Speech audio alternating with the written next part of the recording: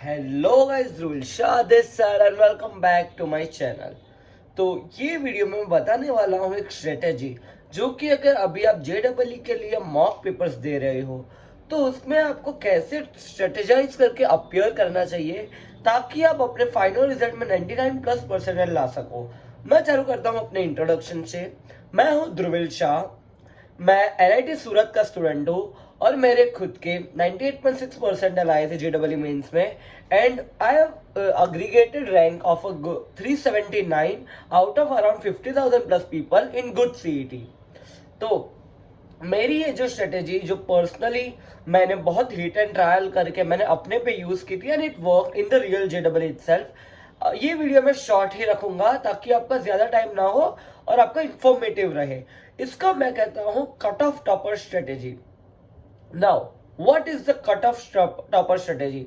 ये वीडियो में हम जो भी बात करेंगे वो जनरल कैटेगरी को लेके ही करेंगे ताकि अगर आप कोई कैटेगरी से हो तो उसमें ऑलरेडी इंक्लूड हो जाए।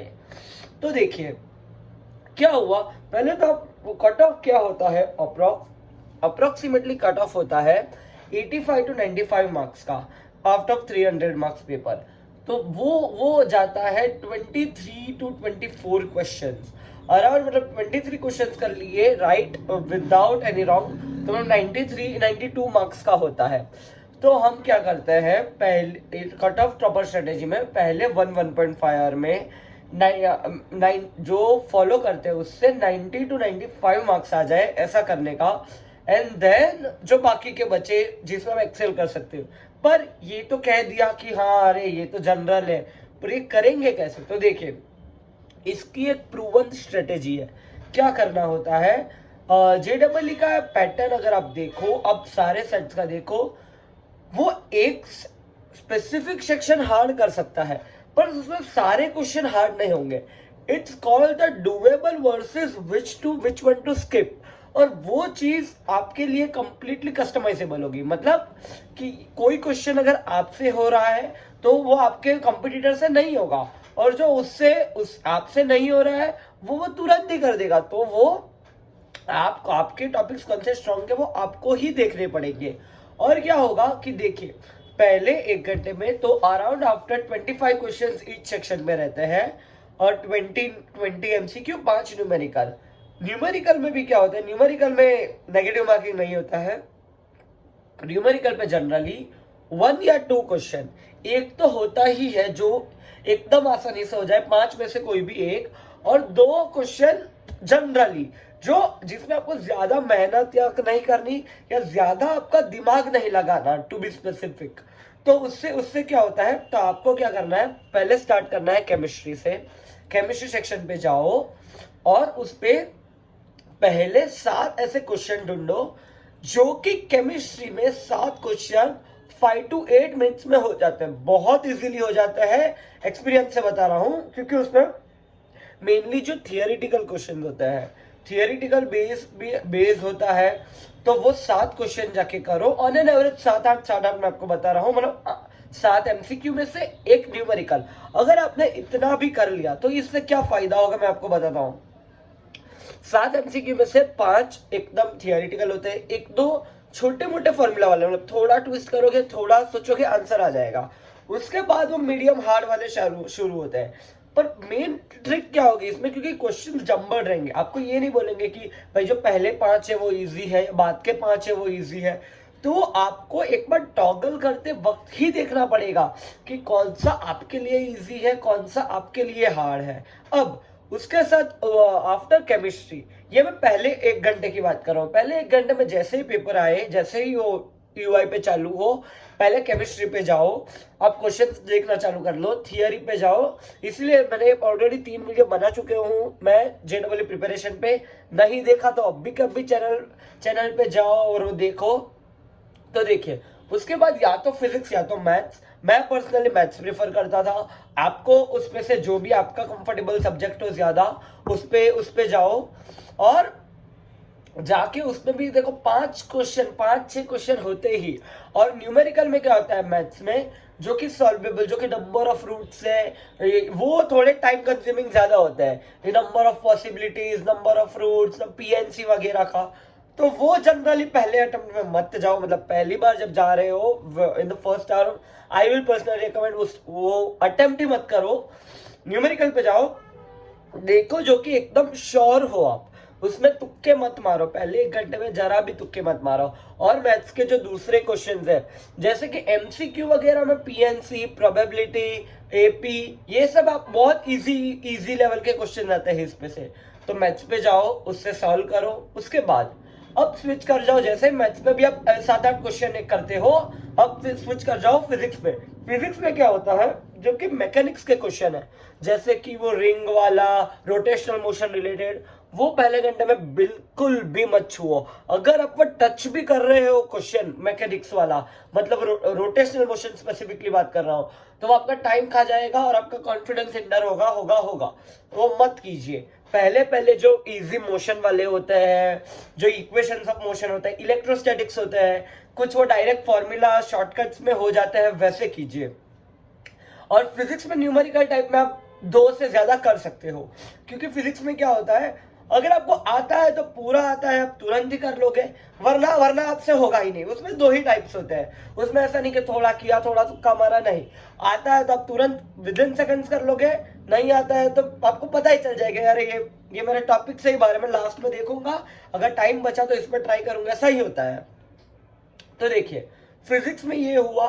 अब तो अगर आपने पहले 1 घंटे में, पहले 1 घंटे या 1 आवर 20 मिनट्स को बोलते हैं कट ऑफ पीरियड, अगर आपने पहले 80 मिनट्स में जनरल कैटेगरी का कट ऑफ क्लियर कर लिया, इससे फायदा क्या हुआ, अब आपको है कि कट ऑफ तो मेरा पार हो गया, मेंस अभी मेरा आगे का पेपर जैसे भी जाए मैं एडवांस के लिए तो क्वालिफाई कर ही जाऊंगा, इतना एक आपको कॉन्फिडेंस आ गया। उसके बाद क्या करना, अब आपको जाना, अब आपको कट ऑफ से एनआईटी के लेवल पे जाना है, कि आप कोई भी अच्छी एनआईटी, बीइंग एनआईटी सूरत स्टूडेंट बहुत फर्क पड़ता है कॉलेज के टेक का, मैं आपको बताता हूँ।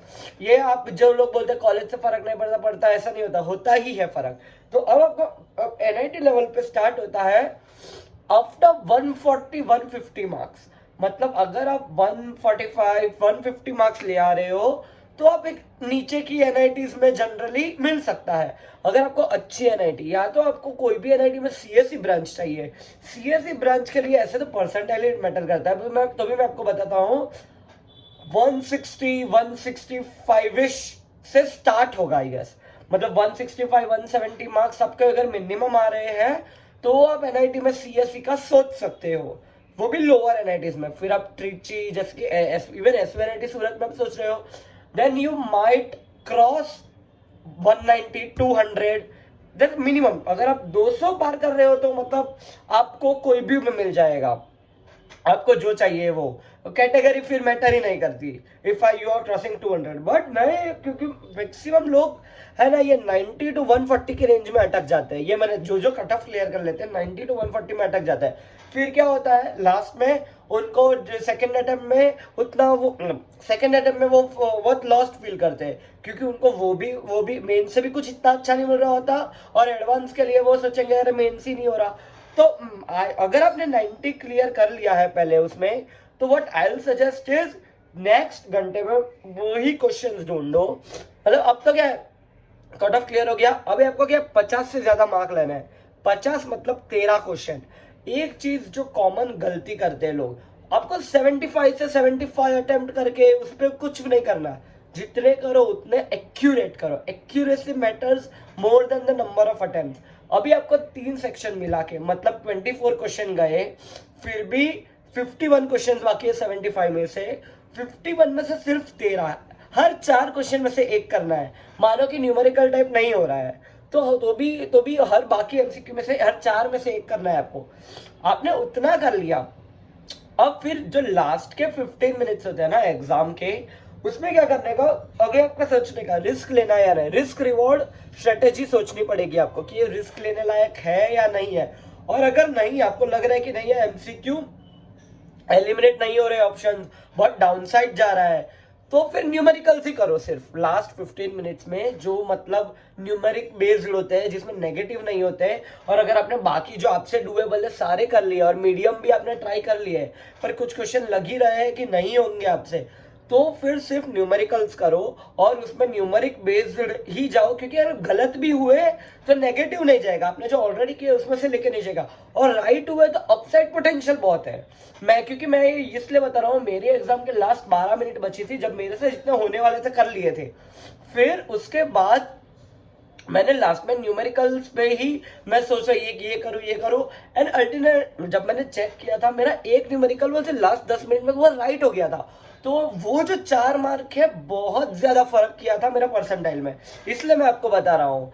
जैसे कि मैं आपको बताऊं, मेरा स्कोर था अराउंड 171 से लेकर 180 के राउंड में अप्रोक्स, मुझे अब भी याद नहीं है, तो भी वो था। तो मैंने यही स्ट्रेटेजी फॉलो की थी। आपको कुछ भी जानना हो मेरे इंस्टाग्राम पे आओ, नीचे डिस्क्रिप्शन में लिंक दे दूंगा, ये मैंने JEE पे और कौन सा वीडियो चाहिए बताओ, मैं अपनी पूरी जर्नी शेयर कर सकता हूँ अगर आपको चाहिए, पर कमेंट्स में बताओ तो आपको वीडियो मिलेगा। और अगर पसंद आया है वीडियो तो कमेंट करके जाना प्लीज। तो आई होप ये वीडियो आपको पसंद आया होगा। ये वीडियो के लिए इतना ही, मिलते हैं ऐसे ही नए इन्फॉर्मेटिव वीडियो में। ध्रुव साइनिंग ऑफ।